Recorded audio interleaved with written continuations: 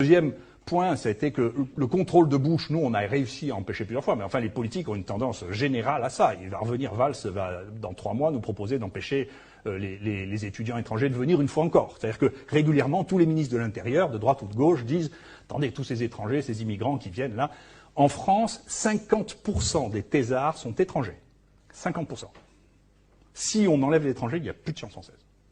Donc si vous faites comme Bush, ce qu'a fait Bush, c'est-à-dire vous commencez à emmerder les gens qui viennent, ils ont 2 ans pour avoir un visa, la science française va décliner aussi rapidement que la science américaine.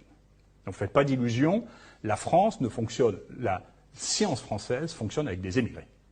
C'est ça qui, le moteur de la guerre, c'est les émigrés. Et pourquoi ils sont meilleurs? Parce que quand vous êtes en Afrique, si vous voulez maîtriser votre destin, vous n'avez pas 36 000 solutions.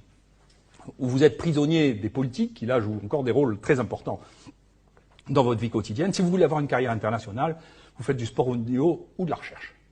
Nous, ceux qui viennent chez nous, ils repartent, ils ont 3, 4, 5 publications internationales, ils vont où ils veulent dans le monde.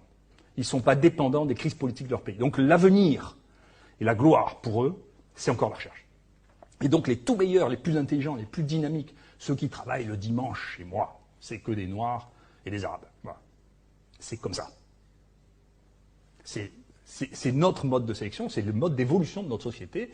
Les banquiers gagnent plus, sont plus glorieux, sont plus trucs que les scientifiques qui sont des rats de trucs et qui gagnent comme les femmes de ménage. Voilà, c'est comme ça.